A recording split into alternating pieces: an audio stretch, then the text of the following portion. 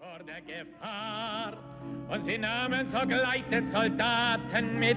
Die Nacht war blau und schön.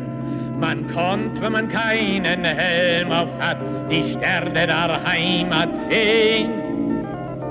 Und als der Krieg im 4. Lenz keinen Ausblick auf Frieden bot, da zog der Soldat seine Konsequenz.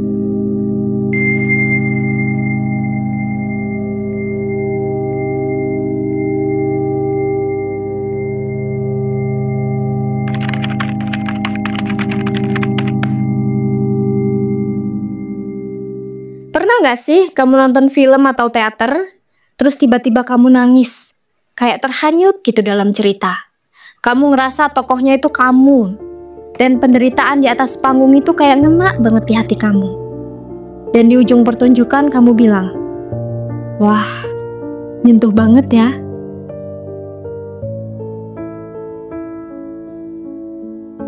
Terus kamu pulang, dan melihat dunia luar tetap sama. Sistem tetap sama, kamu tetap diam, gak terjadi perubahan apa-apa setelah kamu nonton pertunjukan itu. Nah, ada dramawan dari Jerman yang kurang puas dengan model pertunjukan seperti itu.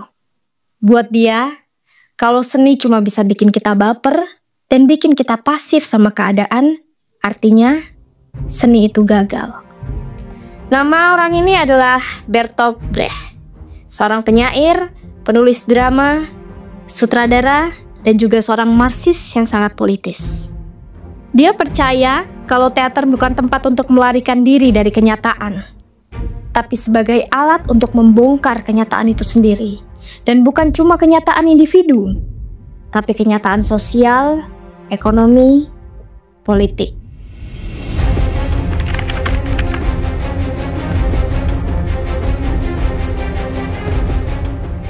Brecht lahir pada tahun 1898 di Augsburg, Jerman. Dia tumbuh pada masa yang penuh krisis di antara dua perang dunia. Waktu dia masih remaja, Perang Dunia Pertama pecah. Jerman porak-poranda, semuanya hancur.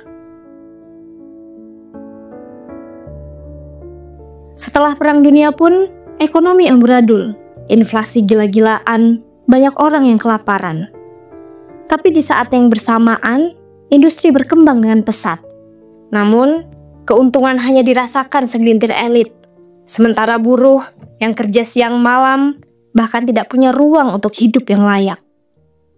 Dan di situasi inilah, Brecht mengenal Karl Marx.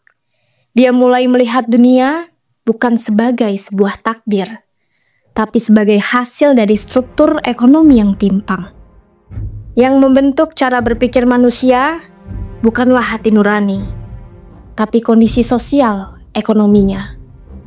Dan Brecht sepakat, makanya dia mulai menulis teater bukan untuk menyentuh hati penonton, tapi untuk mengaktifkan daya kritis manusia.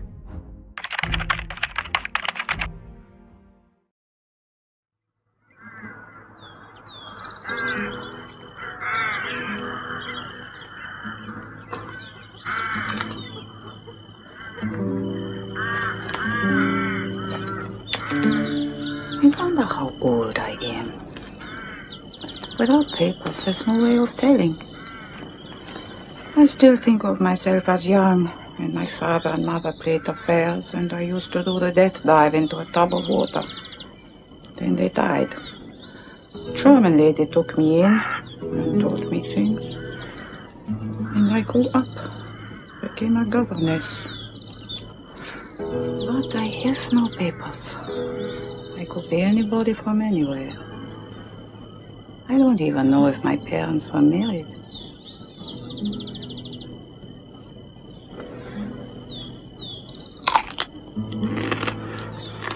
Di masa Brecht hidup, realisme sedang naik daun.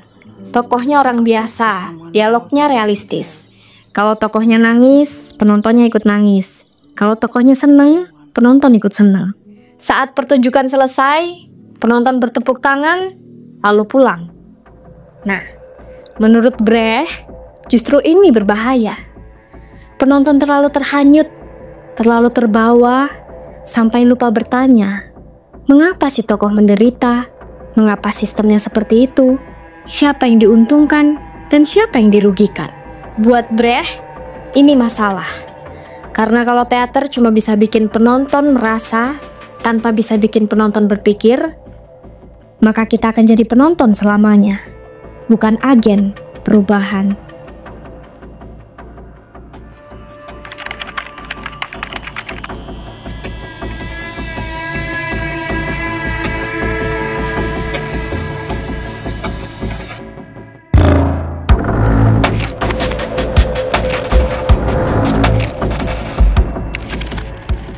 Brecht menciptakan teknik yang sering disebut dengan efek alienasi.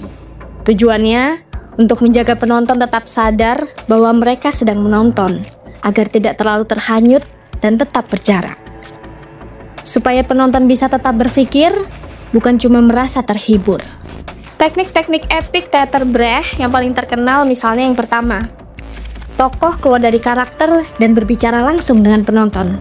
Misalnya, "Hey, ini cuma acting loh."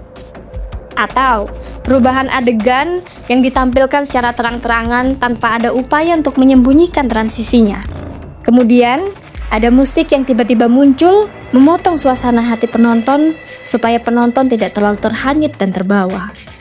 Dan juga ada dialog yang absurd dan janggal supaya penonton tidak mudah percaya begitu aja.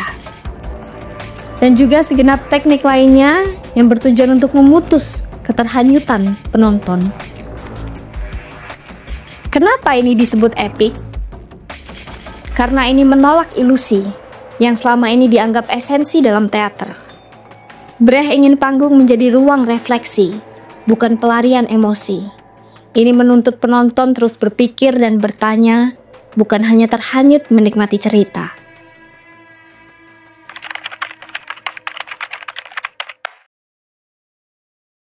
Kunci utama Brecht adalah membangun kesadaran kritis. Brecht ingin membuat penonton sadar bahwa normal yang kita lihat di atas panggung sebenarnya adalah hasil dari struktur ekonomi, sosial, dan politik. Brecht bukan anti cerita. Brecht ingin menggunakan cerita sebagai alat untuk menggugat sistem.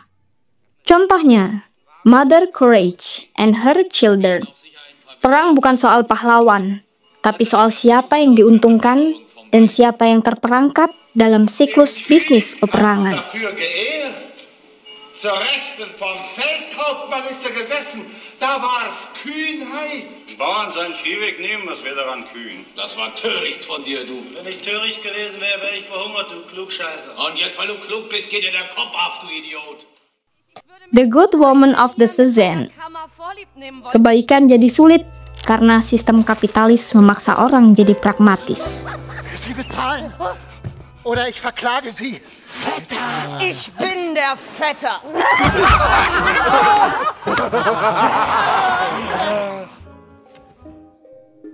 Intinya bukan pada individu, tapi pada sistem yang memaksa manusia bertindak tertentu.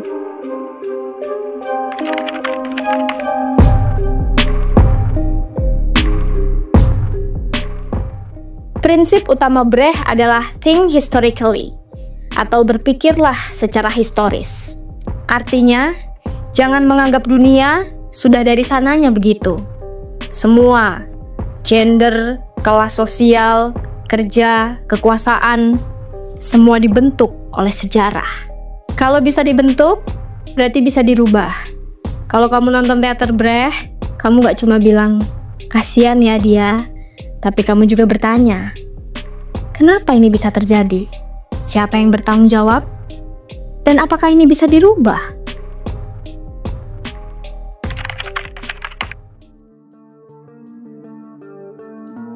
Meski Brecht wafat pada tahun 1956, tapi pengaruhnya masih terasa sampai sekarang.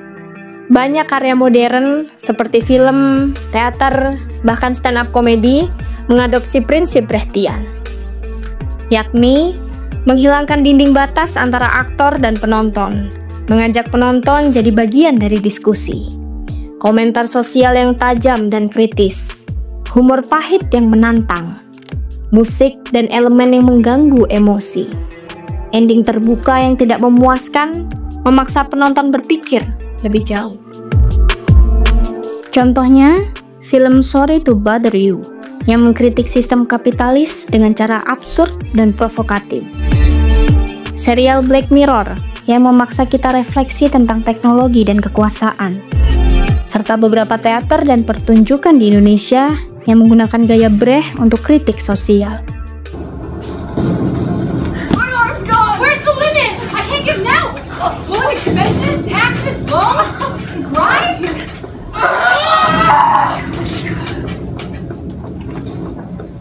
Warning.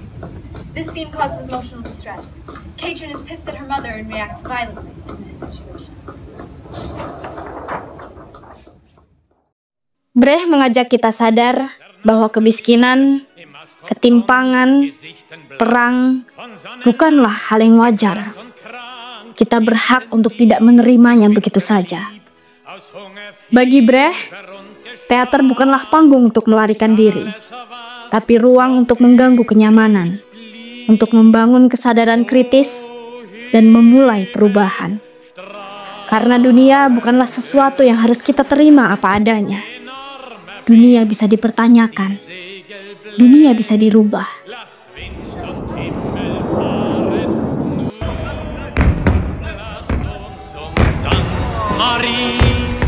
Die See